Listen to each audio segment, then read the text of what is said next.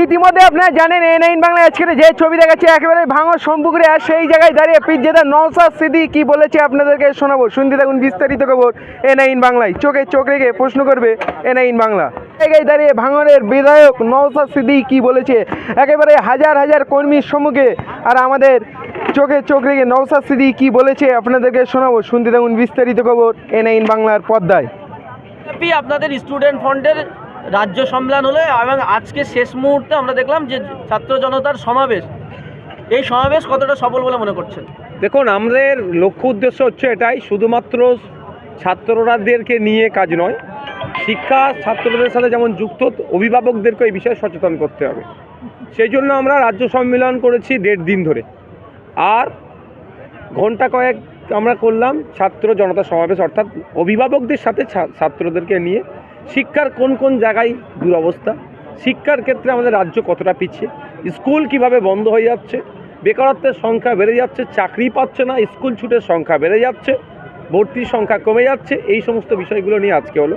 আজকে ব্যাপকভাবে ভাঙড়ের সাধারণ মানুষ, আমাদের পার্টির ইন্ডিয়ান সেকুলার ফ্রন্টের একটা শাখা সংগঠন হচ্ছে স্টুডেন্ট ফ্রন্ট, ঠিক কথা, কিন্তু আজকে প্রচুর সাধারণ মানুষ আজকে উপস্থিত হয়েছে। এটা আমাদের কাছে একটা বড় পাওনা, কারণ আমরা লোক জমায়েতের ব্যাপারে বেশি আমরা ছিলাম না, কারণ আমাদের এটাই ছিল যে কত বাইরে থেকে লোক আসে আমরা দেখব, মানে বাইরে থেকে লোক মিনস আমাদের পার্টির সংগঠনের বাইরে লোক আসছে কি আসছে না, এটা আমাদের পরীক্ষা করার ছিল। আজকে দেখুন তো ব্যাপকভাবে লোক এসছে, যারা আমাদের পার্টির অঞ্চলে আমরা দায়িত্ব দিলে তুমি 5,000 করলে আনলে তো এখানে লোক ধরা নিয়ে যেত না, কিন্তু আমরা সেই কাজটা না করে সাধারণ মানুষ কতটা আমাদের সাথে জুড়তে চাইছে দেখলাম, তাতে আমরা সাকসেস।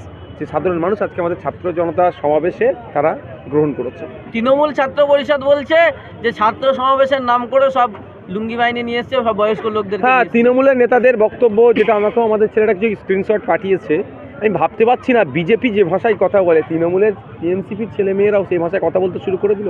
যদিও কদিন আগে শওকতবাবু বলেছিলেন না যে আইএসএফকে ভোট দাও না, বিজেপিকে ভোট দাও, অনেক সুবিধা বেশি পাবে, এই ধরনের কথা বলেছিল। মানে কোনো একটা জায়গায় সেই রসুনের কোয়াটা কোনো একটা জায়গায় গিয়ে মিশছে।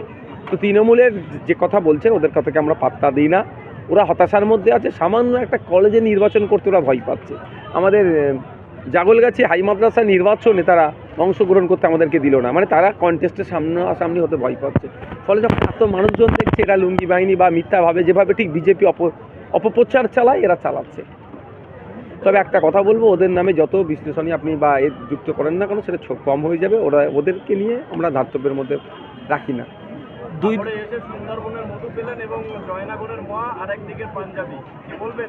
এটা বড় অ্যাচিভমেন্ট, এটা তো আবার অনেকের রাগ হয়ে যাবে। আর বললেন না ভাঙড়ের সবজি, ভাঙড়ের তাজা সবজি, যেটা জ্যোতিবাবু চেয়েছেন এশিয়ার লার্জেস্ট এগ্রিকালচার জোন করতে, তারপরে গঙ্গা দিয়ে অনেক পানি বয়ে গিয়েছে, যার আগামী দিনে যদি রাজ্য পৌঁছানোর দায়িত্ব পাওয়া যায় সেটা আবার জ্যোতিবাবুর স্বপ্নটা বাস্তবায়ন করার আমরা চেষ্টা করব। তো এটা আমাদের কাছে বড় অ্যাচিভমেন্ট, সত্যি বড় পাওনা যে আমাদের ছাত্রদের যে ক্রিয়েটিভ চিন্তা ভাবনা, এটা আমি সত্যি অ্যাপ্রিসিয়েট, আমি আপ্লুত। যেদের এই যে আমি শুধু একটা জিনিস জানতে চাইবো, আমার জামার সাইজ তুমি জানলে কি করে? ও দেখেছো ওখানে, আমি কিন্তু জানি না। আমি নামাজ পড়ে যখন বার হলাম আমার মনে হলো একটা এরা জিজ্ঞাসা করবে দেব, মানে এরা এই যে এরা আমার জামার মাপ নিয়েছে কিন্তু আমাকেও জানায়নি। মানে এই চতুরতাটাও দরকার আছে আজকের দিনে, তবে এটা লিমিটের মধ্যে যেন থাকে। এই চতুরতাটা মানুষের ক্ষতি না করার ক্ষেত্রে চতুরতা না হয়, মানুষের ভালোর জন্যই। একটা আমাকে ইমপ্রেস করেছে, আমার ভালো লেগেছে, আমাকে সত্যিকার আমার জামার মাপ, আমার না ফিটিং কীভাবে হবে, নাহলে আমার তো 44 সাইজ হয়তো ঝুল থাকলেও তো 44 সাইজ বডিতে পড়লে আমার দুটো নওশাদ সিদ্দিকীর মধ্যে ঢুকে যাবে। সেটা নয়, সেটা একটা ভেবেছে। নিউ টাউনে দুর্গাঙ্গন হচ্ছে আর সেখানে মসজিদের জায়গা লোকে দান করেছে, সেখানে মসজিদ করতে দেওয়া হচ্ছে না, দুর্গাঙ্গন হচ্ছে, কি বলবেন এমএলএ সাহেব? ধরুন, প্রথম কথা বলি, সরকারের কাজ মসজিদ বা মন্দির নির্মাণ করা নয়। সরকারের কাজ হচ্ছে মসজিদ মন্দিরে যারা যাচ্ছে তারা সুরক্ষিত থাকছে কি থাকছে না, সঠিকভাবে প্রেয়ার পুজো প্রার্থনা নামাজ কীভাবে করতে পারছে কি পারছে না দেখা। তার পরিবর্তে বিজেপির সাথে রেষারেষি করে বিজেপির তালে মিলিয়ে মমতা ব্যানার্জি পশ্চিমবাংলা ধর্মের রাজনীতিকে আমদানি করছে। বিজেপি যেমন করছে তো করছে, কখনো আপনার মহাকাল মন্দিরের জন্য 25 একর জমি, কখনো 400 কোটি টাকার উপরে খরচ করে আপনার দীঘাতে জগন্নাথ ধাম, তো কখনো হেলথের জমি, ওয়েস্ট বেঙ্গলের হেলথ ডিপার্টমেন্টের জমি, যার আজকের মূল্য প্রায় 1100 কোটি টাকা, সেই টাকার জমিটা দুর্গাঙ্গন করতে চাইছে। দেখ, এটা আমি এর চরম বিরোধী।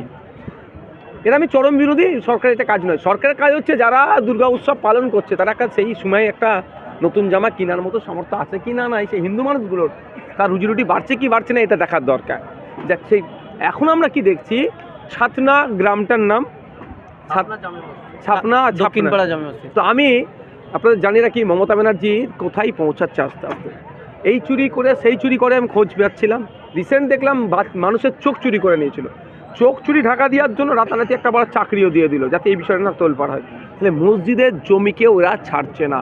উত্তরপ্রদেশে দেখেছি আমরা মসজিদকে দখল করে নিচ্ছে কারা, উগ্রবাদী যারা হিন্দুকে সামনে রেখে বিজেপির ব্যানারকে সামনে রেখে যারা হিন্দুত্ববাদীর কাজ করছে তারা মসজিদকে তারা দখল করে নেওয়ার চেষ্টা করছে।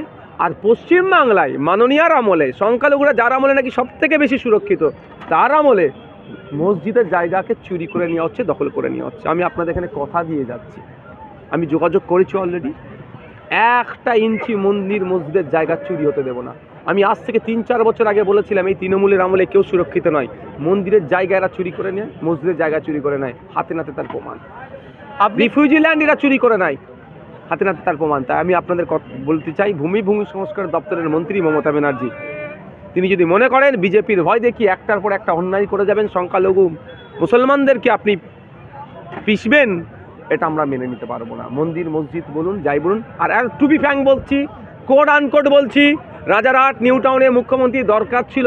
এখানে এত বড় একটা কমপ্লেক্স একটা নামাজ পড়ার জায়গা নাই, এত বড় এরিয়াতে একটা নামাজ পড়ার জায়গা নাই, তিনি একটা ব্যবস্থা করা। আপনারা শুনলে অবাক হবেন, মাইনরিটি কালচারাল সেন্টারের নামে একটু জমি বরাদ্দ হয়েছিল, কিন্তু ওর খাতায় কলমে কোন জায়গায় হচ্ছে আমরাও জানি, আরটিআই করেও পাওয়া যাচ্ছে না। আর উল্টে কি দেখছি, যেটা মুসলিম সমাজের পূর্বপুরুষেরা মসজিদের জন্য যে জায়গাটুকু দিয়ে গিয়েছিল সেটাও রাজ্য প্রশাসন মুখ্যমন্ত্রীর আমলে মমতা ব্যানার্জির আমলে সেটাও হচ্ছে কেড়ে নেওয়ার চেষ্টা হচ্ছে। এটা আমরা হতে দেবো না। আপনি যেমন বললেন যে দুর্গাঙ্গন হচ্ছে হেলথ ডিপার্টমেন্টের জমিতে, কিন্তু স্থানীয় মানুষদের অভিযোগ তাদের অনেকের জমি জোর করে নিয়ে নেওয়া হচ্ছে দালাল চক্র দিয়ে বা ওখানে জমি মাফিয়াদের দিয়ে। যে জমির দাম প্রায় 25 লাখ 30 লাখ টাকা কাটা, সেখানে 80,000 টাকা কাটা দিয়ে জোর করে নিয়ে নেওয়া হচ্ছে তাদের কাছ থেকে। আমি তো অনেক আগে কথা বলেছি, আজকে ভাঙড়ে এয়ারপোর্ট করার স্বপ্ন দেখাচ্ছিল। হ্যাঁ, ভাঙড়ে ভোগালী 1 ভোগালী 2 আশপাশে এয়ারপোর্ট করার চক্রান্ত করছিল। আমি তারপর চিৎকার চেঁচামেচি করার পরে আর করেনি। এখন ওরা টার্গেটে আছে থম চিহ্নকে ভাঙড় থেকে মুছতে পারলে এয়ারপোর্টের জন্য এগাড়া নেবো। কেন কারা জায়গাটা কারা হই করছে, দেখুন যারা জমির মাফিয়াগিরি করে, যারা তোলাবাজি করে। এখানে 25,000 টাকা আপনাকে কাটা দেবে, যে কাঁধে বন্দুক ধরবে কানে, আর এই 25 লাখ টাকা কাটা বিক্রি করবে।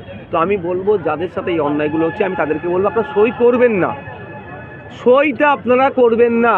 আপনাদের কাজ হবে একটা মেল করে রাখা থানাতে, ডিসিকে বা সিপি স্যার যারা আছেন তাদেরকে একটা করে মেল করে রাখা, অমুক ব্যক্তি আমাকে জোর জবরদস্তি করছে এইটুকু। আর ভূমি সংস্কার দপ্তরের মন্ত্রী হচ্ছে মমতা ব্যানার্জি মহাশয়, তাকে একটা মেল করে রাখা। এতটুকু কাজ করে আমাকে একটা চিঠির কপিটা দিন। তারপরে কত বড় সেন যারা বাহুবলী হয়েছে, আমিও দেখব জনগণের জমিকে কিভাবে তারা কেড়ে নিতে পারে। মাননীয় বিধায়ক, রাষ্ট্রবিজ্ঞানের শিক্ষার্থীরা যখন রাজনৈতিক ইতিহাস পড়বেন তখন সেখানে তারা পড়বেন যে ইন্ডিয়ান সেকুলার ফ্রন্ট আইএসএফ এর প্রথম বিধায়ক দিয়েছে ভাঙড়, প্রথম আইএসএফ সদস্য দিয়েছে ভাঙড়, এবং স্টুডেন্ট ফ্রন্ট আইএসএফ এর ছাত্র সংগঠন তাদের প্রথম সম্মেলনও অনুষ্ঠিত হয়েছে ভাঙড়ের মাটিতে। আপনি কি বলবেন এই ইতিহাস সম্বন্ধে? ভাঙড় বারবার ইতিহাস তৈরি করেছে, শুধু আইএসএফ এর ক্ষেত্রে নয়। আপনি ভাঙড়ের ইতিহাসটা, এই রাজনীতির ইতিহাসটা দেখো। একদিকে যেমন রাজনৈতিক কারবারিরা ভাঙড়কে কুলুষিত করার চেষ্টা করে গেছে, আর ভাঙড়ের সাধারণ মানুষ সবসময় সেই ইতিহাস তৈরি করে গিয়েছে। 2011 সাল দেখুন, উল্টো ইতিহাস হয়েছে। 2006 দেখুন, সারা রাজ্যের ইতিহাস দেখুন, আর ভাঙড়ের ইতিহাস দেখুন। রেজ্জাক সাহেবের প্রথম জীবনের ইতিহাস দেখুন, সেই ভাঙড়ের ইতিহাস দেখুন, খুঁজে পাবেন।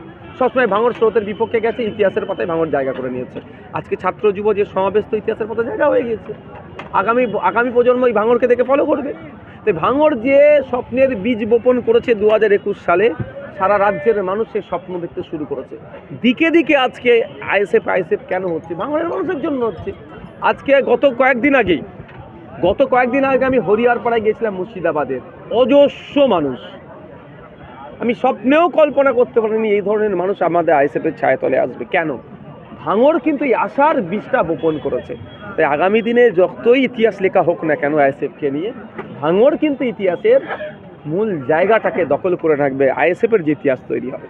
আপনাদের ছাত্র সংগঠন স্টুডেন্ট ফ্রন্টের যে প্রথম রাজ্য সম্মেলন যে মাটিতে হলো, সেই মাটিতে অবস্থিত ভাঙড় মহাবিদ্যালয়, সেখানে আনুষ্ঠানিকভাবে আপনারা প্রবেশ করবেন। অবশ্যই আমরা তার জন্য দেখুন, ওটাতে স্টুডেন্টদের পার্টটা আমরা ছেড়ে দিচ্ছি। যখন একটা শাখা সংগঠন করেছি, ওদেরকে আমরা ওদের মতো করে গুছিয়ে নেওয়ার সুযোগ দিচ্ছি। আমরা চাই না যে আমাদের লেজুর ভিত্তিও চলুক। লেজুর ভিত্তিও চললে কী হবে? হ্যাঁ, আমরা ওদের গার্জেন, আমরা ওদের সাথে সবসময় থাকবো, পাশে থাকবো, পেছনে থাকবো, সামনে থাকবো, বোথ সাইড থাকবো, ঠিক কথা। কিন্তু ওদের নিজেরা স্বয়ংসম্পূর্ণ হয়ে উঠুক। আজকে দেখবেন ভাঙড়ে আইএসএফের প্রচুর নেতা তৈরি হয়েছে। কেন? আমি বিধায়ক হওয়ার পরও আমি আমাদের নেতৃত্ব যারা আছেন, আমাদের কারিমুল, ওহিদুল, আসাদুল, একাজুল, জাহাঙ্গীর ভাই, আপনার উসমান ভাই, ওইদিকে রাহুল, ওইদিকে হাইবুল্লাহ, ওইদিকে আমাদের ইমরান ভাই, আরও যে সমস্ত আছে এখানে অনেক নেতৃত্বরা আছে, ওইদিকে আমাদের আবুল ফারা ভাই, যারা আছে দেখবেন আরও অনেক তৈরি হয়েছে। কেন? আমি বিধায়ক হওয়ার পরেও কিন্তু আমি এদেরকে সবসময় এদের এরা যে কাজ যেটা সমাজের জন্য করছে, এদেরকে আমি সহজ সুযোগ দিই, বা অর্থাৎ করো তোমরা। আমি বিধায়ক, আমি আছি, আমি যদি সব করে নেবো তাহলে এরা কোনোদিন নেতৃত্ব হয়ে উঠতে পারবে না।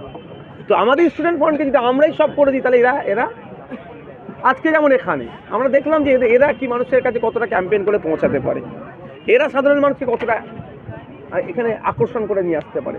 দেখলাম যথেষ্ট তাদের মানে পারফরমেন্স ভালো, যথেষ্টভাবে মানুষকে তারা আপ্লুত করতে পেরেছে, আনতে পেরেছে। ভাঙড়ে মহাবিদ্যালয় রয়েছে ইতিমধ্যে, এবং সেখানে পুরুষ নারী নির্বিশেষে সবারই পড়ার সুযোগ রয়েছে। তারপরে আপনি আলাদা মহিলা কলেজের দাবি করলেন কেন?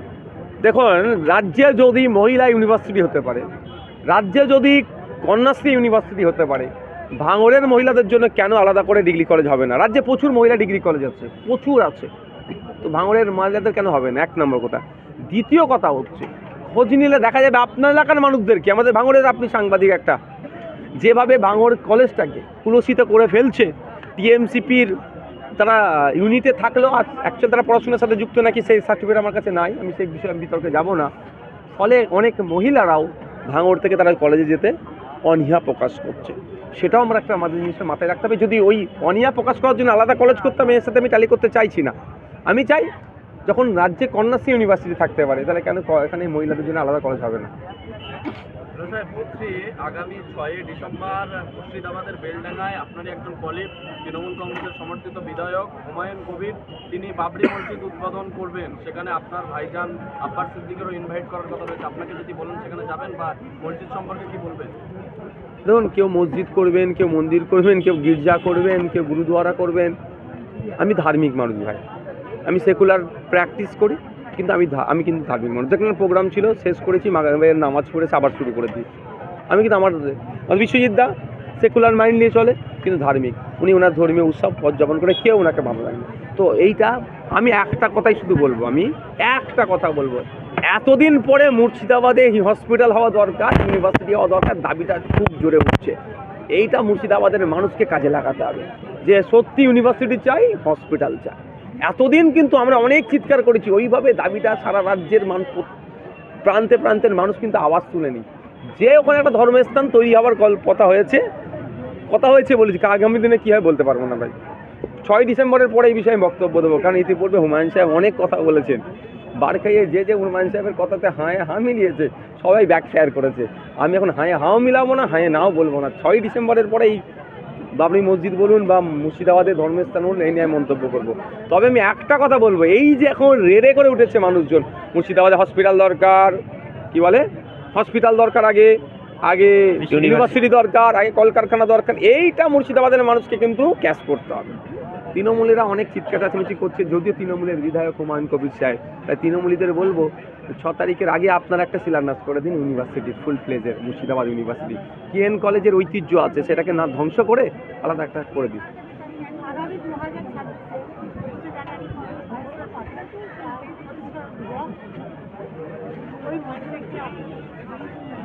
হ্যাঁ, দারুণ কোশ্চেন। তো ওটা ল অ্যান্ড অর্ডারের ব্যাপার আছে, তবে আমি না থাকলেও হাজারো লাখো নওশাদ সিদ্দিকী আছে, থাকবো, চিন্তা নেই, আমি এবারে থাকছি। বিশ্বজিৎদাও থাকবেন, একদম আমি থাকছি, ভাইও থাকবেন। Thank you.